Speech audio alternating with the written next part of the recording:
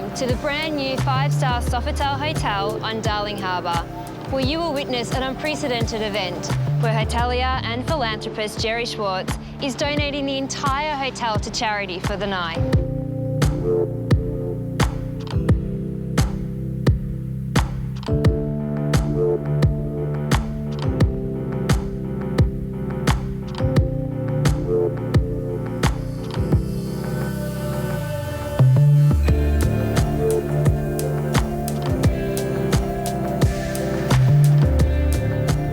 To acknowledge the traditional custodians of the land we meet.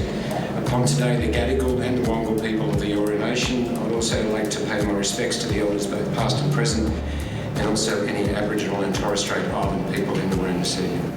Thank you very much and enjoy this evening.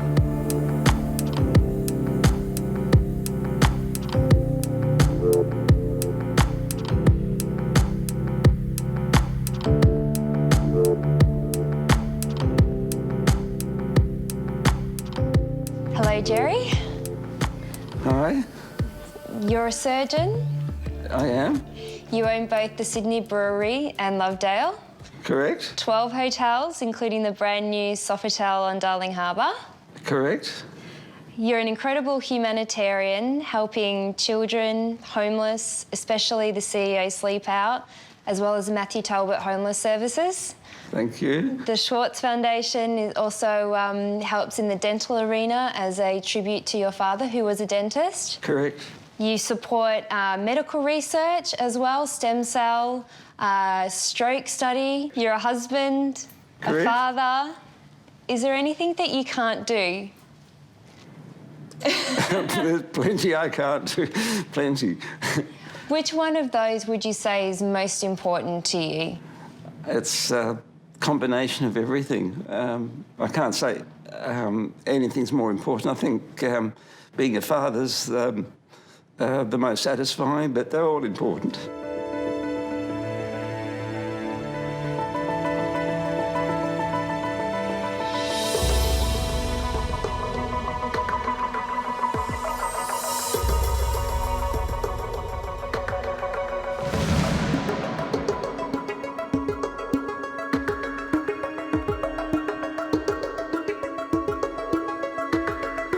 And tonight, with the official opening of the Sofitel, what's actually happening here?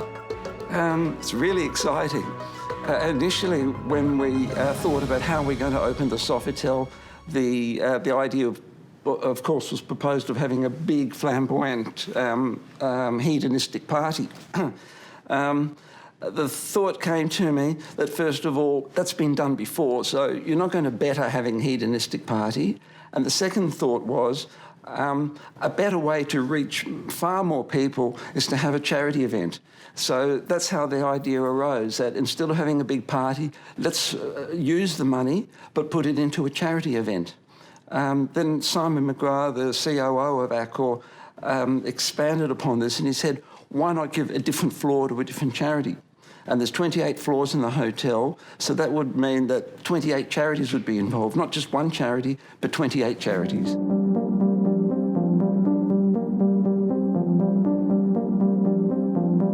Can you tell us about some of the charities that are going to be taking up the 28 floors and why you chose them in particular? A lot of people were used for selecting the charities. Some of the charities are dear to my heart. As you've mentioned, Matthew Talbot, who we've worked with for so many years. Also Hunter Research, that are doing medical research, that are doing very interesting stroke research studies. School Foundation for building better schools. So some of the charities are those that I've personally selected and been involved with. We've selected charities that Accor have worked with, which includes those with mentoring of Aboriginal groups, of other fringe groups. We've asked charities that lend lease, the builders have worked with. This includes Beyond Blue, depression, also medical groups. So we've had quite a large range of different types of charities affecting different types of people. There are so many charities in Australia. You cannot help all the charities, but it's pleasing to be able to help at least 28 charities. And in fact, we have 28 floors and 28 charities, but we had to squeeze a few more in. So we squeezed a few into the other floors, and that's why we've ended up with 33 charities on 28 floors. Where does this spirit that you have for giving come from, do you think? I think it's just the desire to give back a little bit. If you have a lot yourself, you're just being greedy if you keep it all. There's always a little bit that you can give away. Who has been your greatest role model? Hard question. Well, obviously my parents, people I've been with, being in the medical profession, I've been with a lot of giving people, a lot of people that have helped and have suffered through other people's agonies and problems. It's a combination of a lifetime of being with people, and everybody has put their influence on me.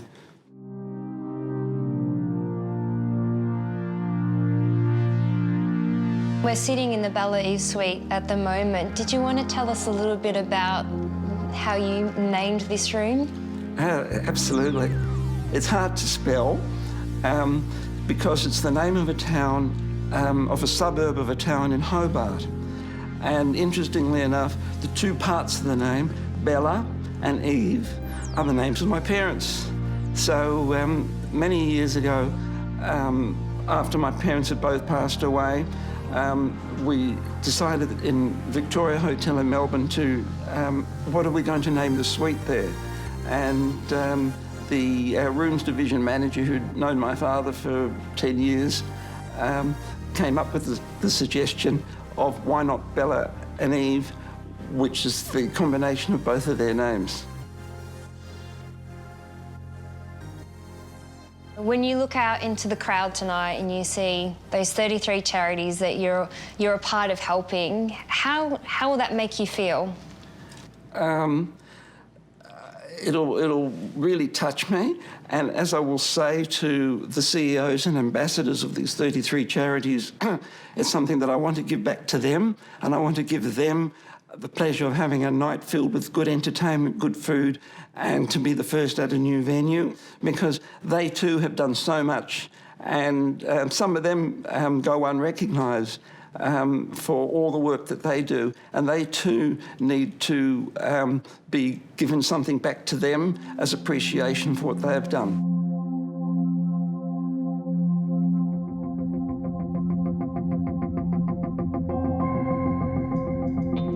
Is this now your favourite hotel out of all your hotels, would you say? Well, at the moment, yes. But I think hotels are like children that you put into them. Once they become stable, then you move on to the other one and you put into the other one. So each hotel has an individuality and has a special feature for it. And obviously, this being the new hotel is the star at the moment. What do you think will be your greatest impact on Australia? To help tourism, to be able to offer facilities for internal tourism and external tourism from people coming overseas. Two of my hotels are regional hotels. Because I have young kids, I've made the effort to have as many kids-friendly facilities. In fact, that's my aim, to make them the most kids-friendly hotels in Australia. So I think the idea of being able to provide not only a place of accommodation, of sleeping, but also of food and beverage and entertainment.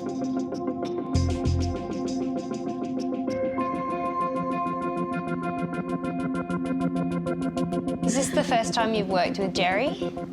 With Jerry directly, yes, and definitely this close to Jerry. That's been a really amazing experience. I think I've been able to try and understand his vision. You know, this is a new concept. There's no, secret about that. It's never been done before. Trust me, I looked to gain a few clues. I looked far and wide.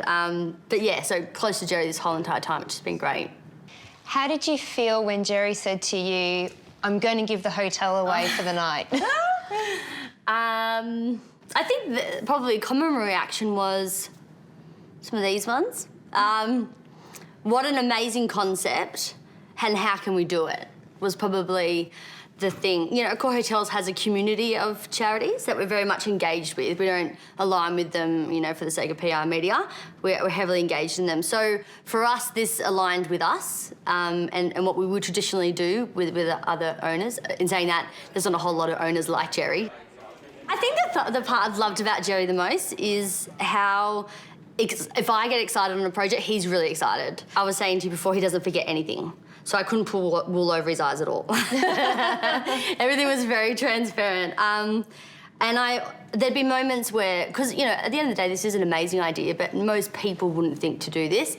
So I think I really fed off that type of creativity and imagination, and I hope that's come to light tonight. I'd love to be able to package this up and be able to share it with other industries, internal and external to our business, to be able to translate and say, you know, if you were to do something on this scale and raise over $500,000, how would you do it? I'd love that to be a bit of a Jerry Schwartz legacy.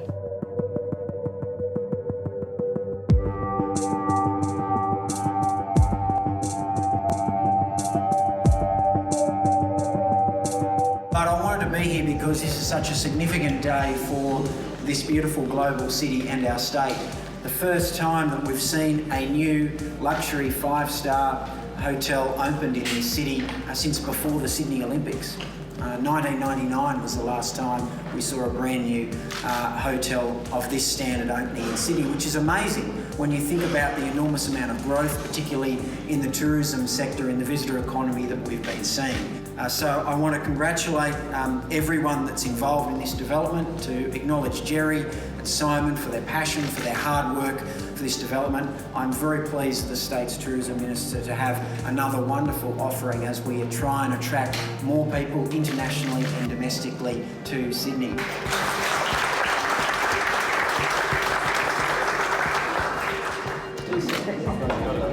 Okay, here we go.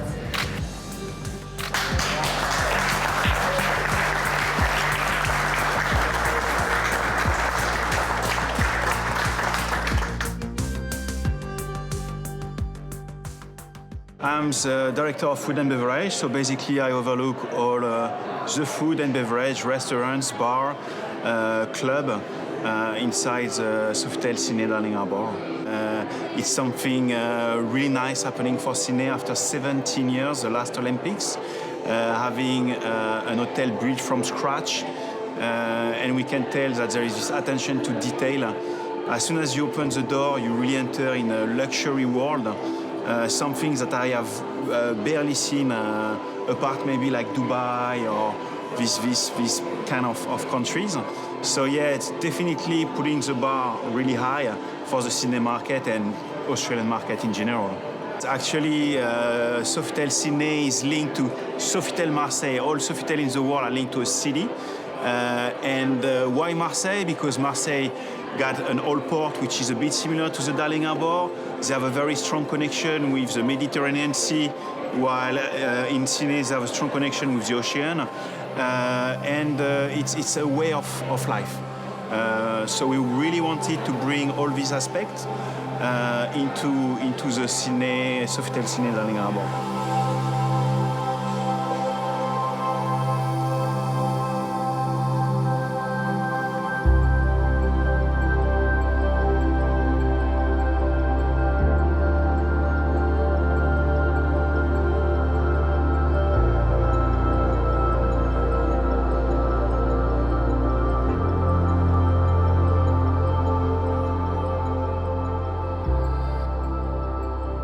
The foundation was founded by Sir Roden back in 1999, and with Sir Roden having a mobility problem, he lost his leg during the war, he thought to himself, how many people are out there who actually need transport?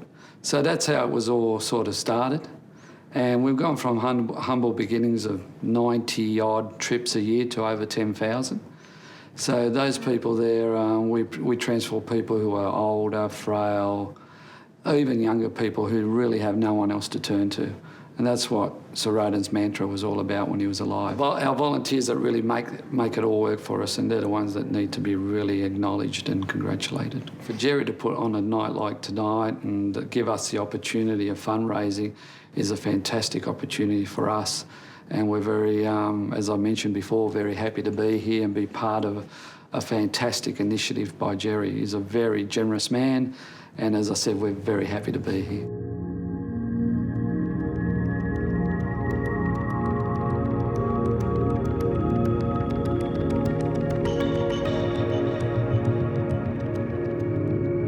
McGrath Foundation is a charity that we set up back in 2005. My late wife experienced of going through breast cancer and sort of the differences that things along the way made. And one thing was awareness we wanted to create, because she was only 31 when she was first diagnosed.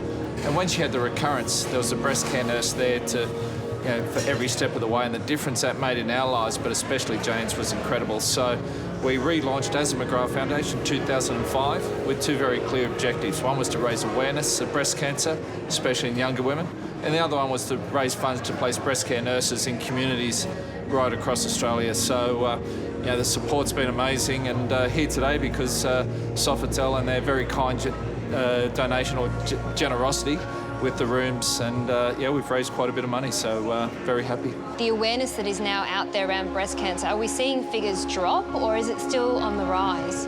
I think it's still on the rise slightly, but the positive thing is there's a lot more early detection, and that's what it's about. That's what's going to save lives, and that awareness out there is creating, every day, is saving people's lives. And from things that we're doing, that people are putting on events, raising money. You look at the Sydney Pink Test now, we like to call it.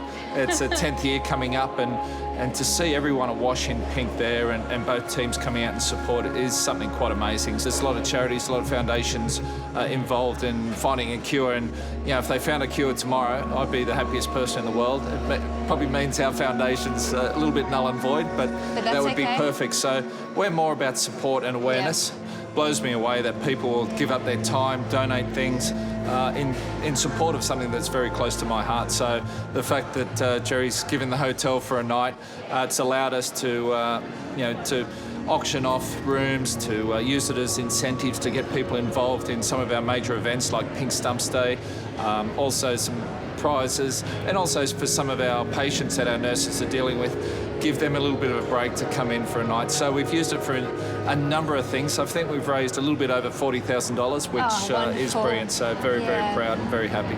I do have to wear a lot of pink these days. Half my wardrobe's pink, but I wear it proudly, and just the support from people around Australia has been absolutely incredible and just blows me away. And I think I'm in a lucky position where I've spoken to a lot of people, a lot of families and women that have dealt with our nurses, and the positive difference they say it's made in their lives is incredible. Makes me realise that what we're doing is making a positive difference, and also inspires me to keep going. So, very proud, and very proud Australian.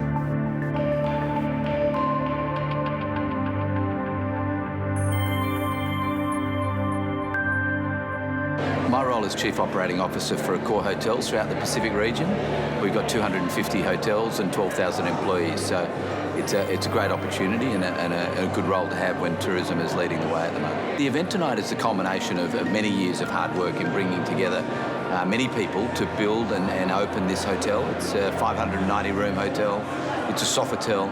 Most importantly, it's a hotel that's quite important on the landscape of Sydney and capturing Sydney's heart. We operate hotels in every region, in every state within Australia. We've got 12,000 employees. We've got diversity at our core. We're very strong in the Indigenous and tourism space and employment. And we've understood in our early days of being in Australia and building a great company that's owned by our employees, essentially in terms of their heart. It's very important to give back to community.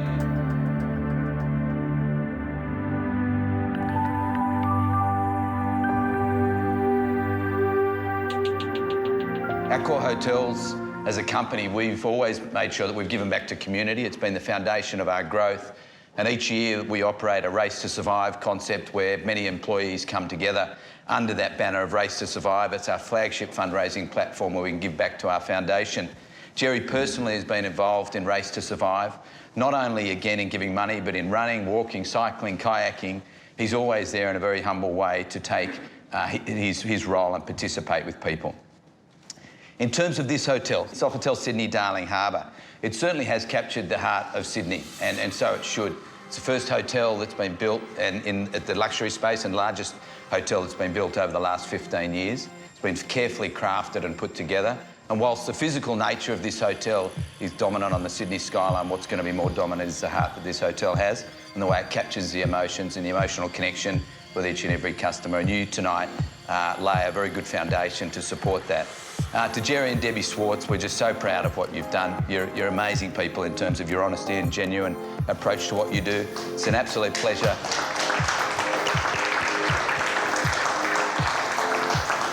It's a pleasure to work with you and the way in which you bring people together. And someone said to me, I was interviewed earlier, and someone said, do you think many people will copy what Jerry's done in terms of giving, hotel to community and charity? And I said, look, I think many people will copy, but I don't think they'll ever get how genuine and authentic it is. And I think that's a great deal of respect for you. We enjoy working with you. You're a lot of fun. You're a nice person. Your family are great. I don't know if I can say this, but I will. Many brokers are thinking, we can sell the hotel and we can do this and we can, At the bottom of this hotel is the footprint of Jerry's children and handprint. And I think, as I say to all the brokers, this is never being sold.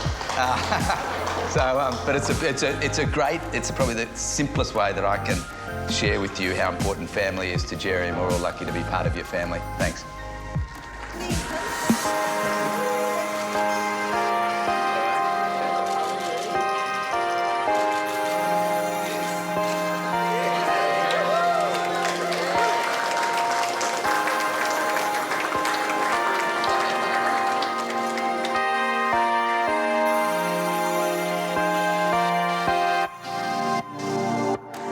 Well, I'm here as an ambassador for Variety, and I've been involved with Variety since about 1998.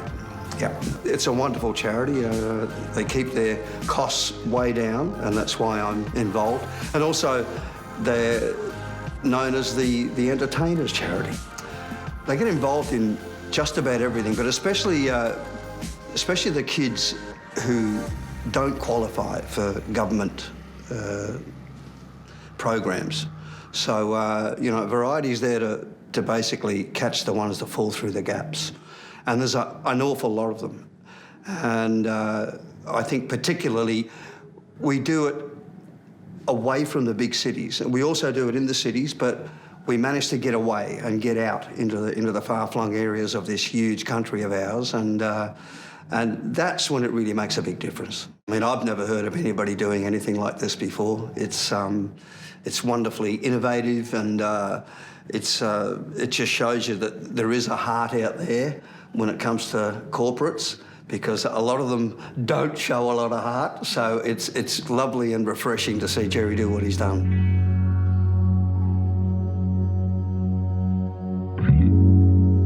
This is a great example of social impact through business. We're here in such an iconic location with these breathtaking views, but even more special is the heart of the hotel that has been clearly demonstrated for all of us.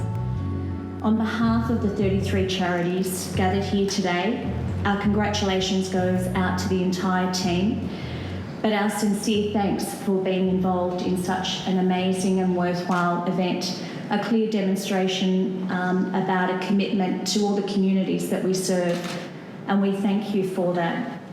I would now like to introduce you to an amazing family.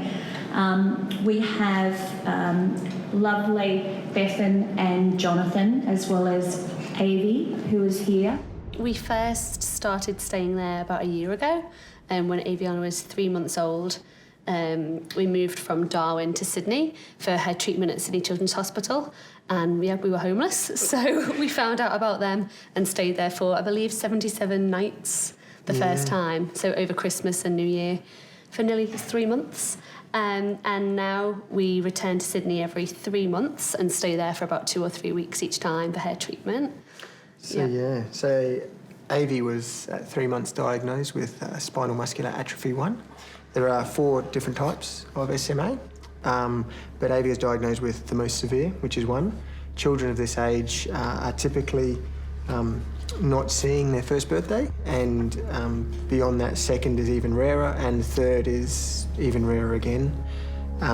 So when we found out at 3 months, when Bethan was saying we're homeless, we literally were given days to find a place to live in Sydney, trawling the internet, trawling whatever you could find, and obviously a mortgage at home, a family of 3, and no real options. So what we did, we just got on the plane like any parent would, and we just flew to Sydney, and we kind of worried about the ladder afterwards, and that's where we found out about Ronnie Mac from a friend, and they literally opened the doors and let us in. It became our home. A friend of ours had got us a voucher to stay at a hotel as a gift, so we went to the Blue Mountains and stayed at Fairmont, and we heard about the Schwartz family when we were staying there, about how they do so much, and we knew nothing about it. And the manager there was really kind to us, extended our stay and gave us a fruit platter. It was just really, really nice. You know, counsellors and things have said it's really important if you've got a terminal ill child, it's good to have a bit of time away and a bit of time. And so staying like here tonight and like previously, it's just so it's so good just having a night not at home and not thinking about treatment and hospital, just enjoying ourselves. Like it is really, it makes nice you feel good. To feel normal. Yeah. To feel like you know, everything's all right. You know, you kind of forget, but you never forget. But it's nice to think that you can.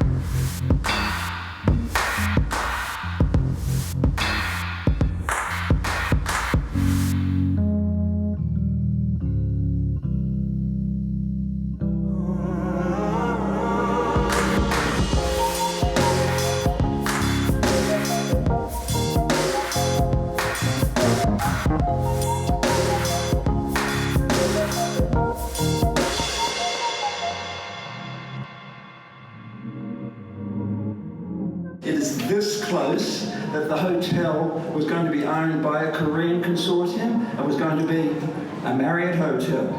But there's one thing that saved that from happening. Debbie, my wife, she saved it. Would you say that the Sofitel Hotel is probably your newest favourite of all of them? Has to be. I was involved with it from the ground 3 years later. Was it a stressful process? Yeah, I'm quite meticulous. I guess on the interior decorating side of things, Jerry more on the IT side.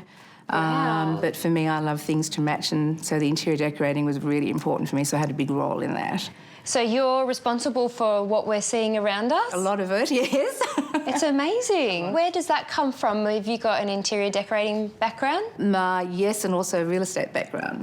And so I was used to doing units that for sale and just doing them up, because, you know, an empty unit doesn't sell as well as one that you have put furniture in. So I was involved with doing that. So I guess from that stemmed my taste. And then when I met Jerry 7 years ago and he had all these hotels, he didn't care if the carpet matched the lounge, and he said, oh, you can do it, or the curtains matched something else. He's left it up to me. So he's been really great. I've just taken over in that field, and I find the hotels he buys and I decorate them. He pays for everything. I love it.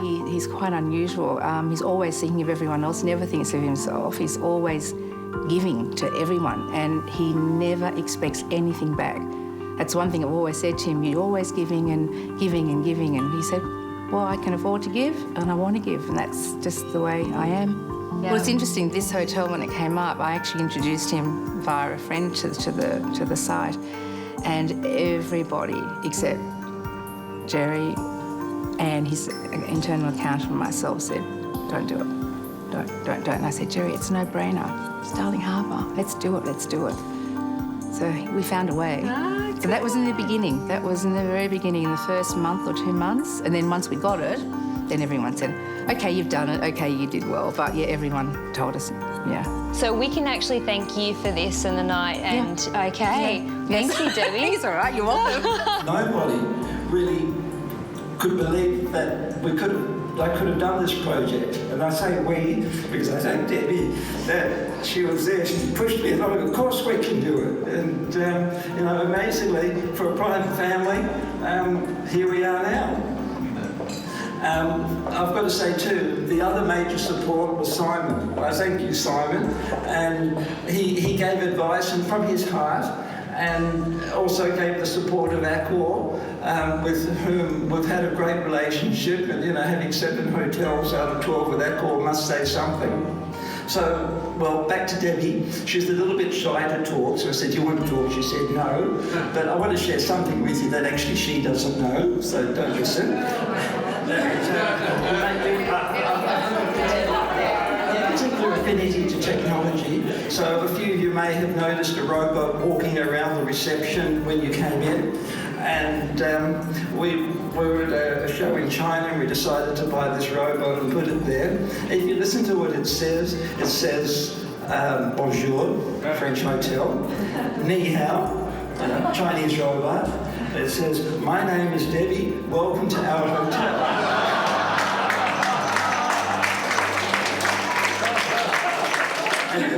And one fallacy, Simon says, it's not the footprints of our kids, it's the handprints of our kids. And that's quite important because it's the family spirit. And, you know, we like to have the spirit in the hotel. So talking about family spirit, one other story, I think Simon was talking about the monoliths of Lend-Lease. And one of my pleasures, the many meetings that I went to, was to actually show a video. And it was of our, at the time, 4.5-year-old son. And he was in his bathtub, and he was saying, any five-star hotel must have at least 30% of bathtubs. Because then they suddenly wanted to give 10% bathtubs. And guess what? We've got 30% of bathtubs.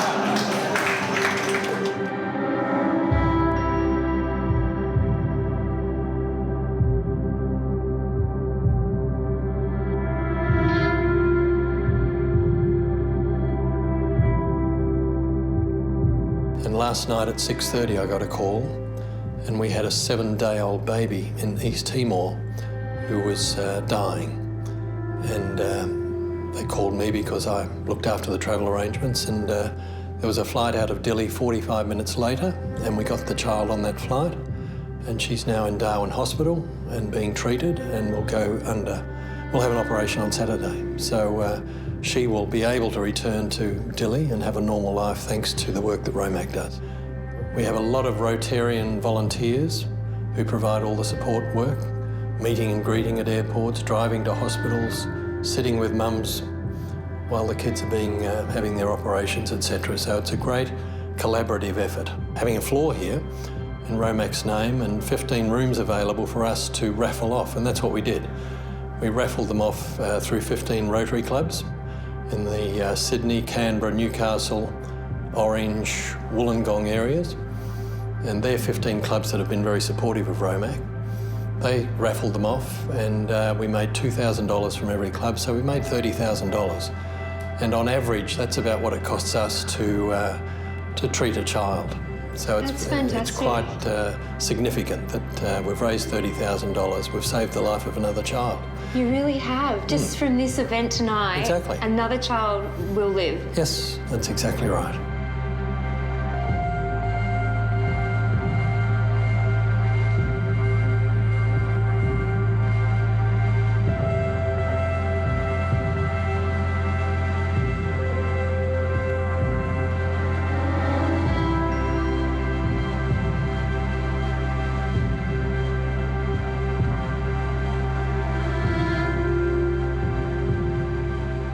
Guide dogs are really there giving independence to people who don't have any other options. Having a vision impairment can be extremely isolating, and you can end up being in a situation where outside your home you don't have any ability to be a functional member of society.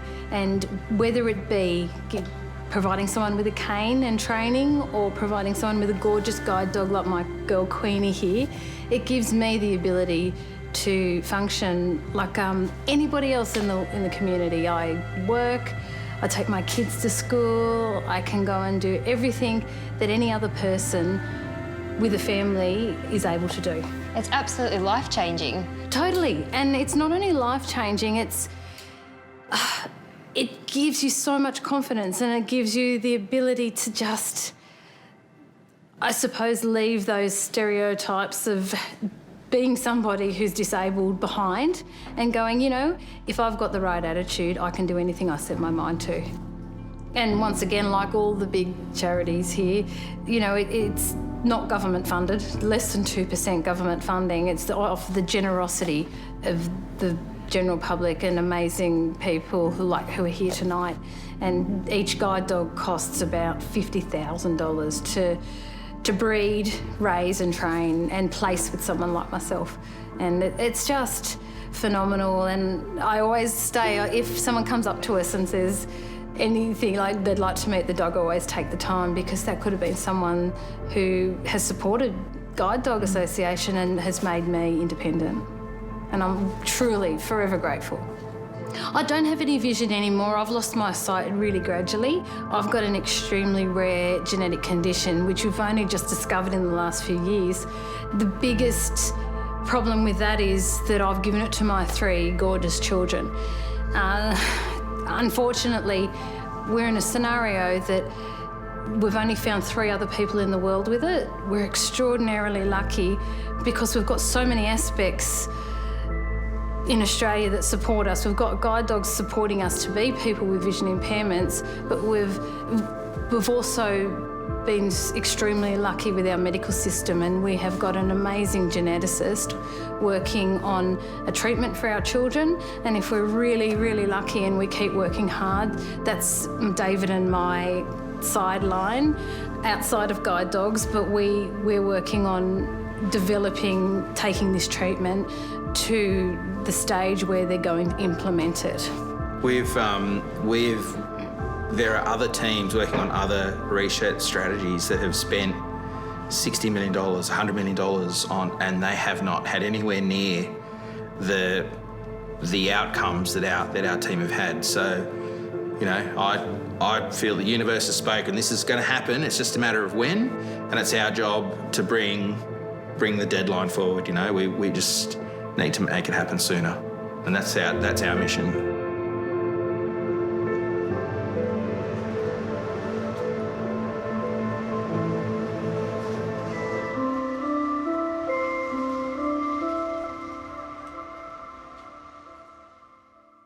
I have actually been involved with Camp Quality since I was 3 years of age as a young camper, all the way through to a companion, and now very proud to be the National Ambassador for such an amazing cause.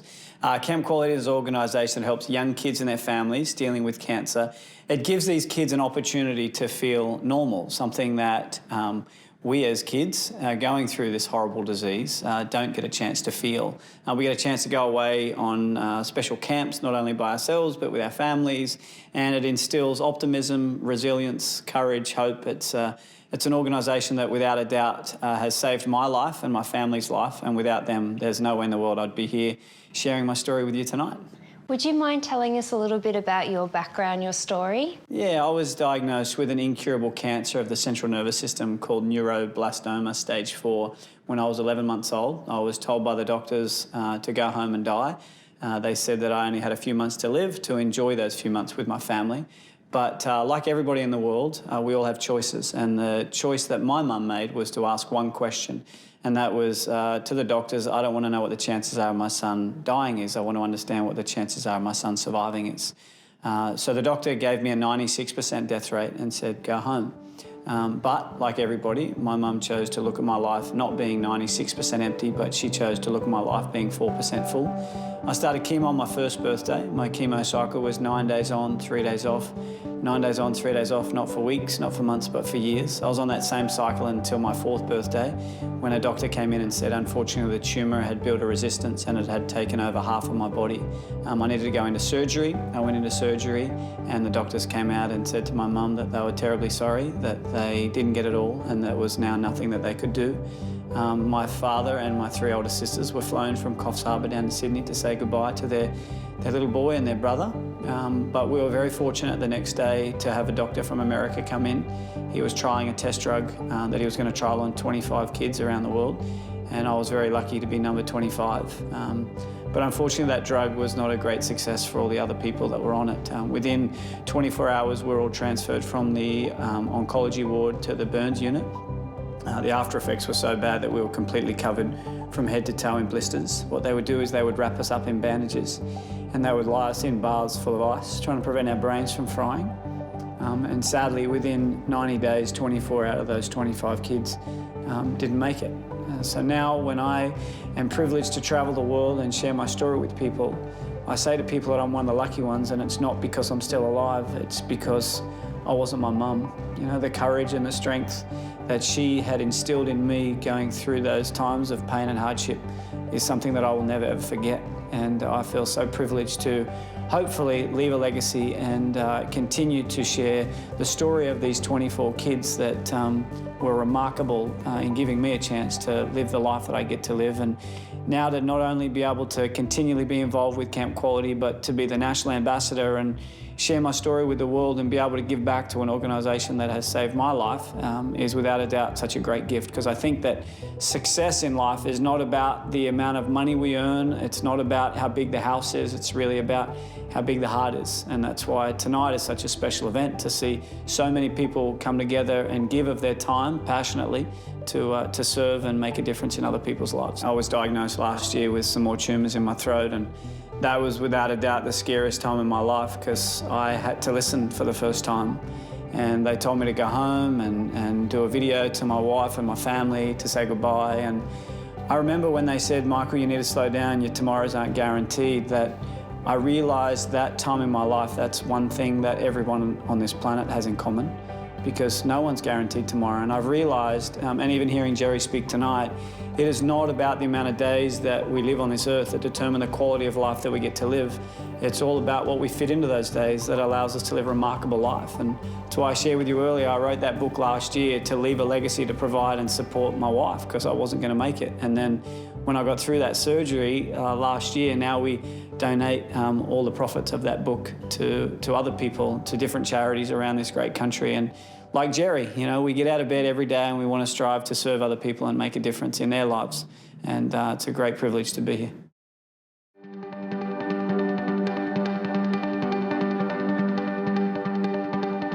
And it is fantastic actually now listening to the charities, and you know, it may be as simple as selling $5 raffle tickets, but to have raised $500,000 from, you know, a single event is really a fantastic achievement. And it's not only it's not only the money, it's giving back to benefactors that have given, so giving rooms to benefactors, and as I say now, it's also giving to you guys. So the topic of charity, I suppose it's time to pass on. So I'd like actually to introduce Brother Dan. Coming back to asking God's blessing upon the Sofitel, I place all the staff and the guests and ourselves, and I include Jerry and his family. This is really, truly a special night. I don't think this has happened anywhere, maybe in the world, for a 5-star hotel with the qualities of this, for the owner of it to give it to charities. And I sincerely thank God for that. And I've known Jerry for many years, and I thank God for that. Look, we just have a happy opening, happy being part of Sydney's newest, and happy, and all the charities here as they benefit financially tonight. God bless, enjoy, and I am. Thank you.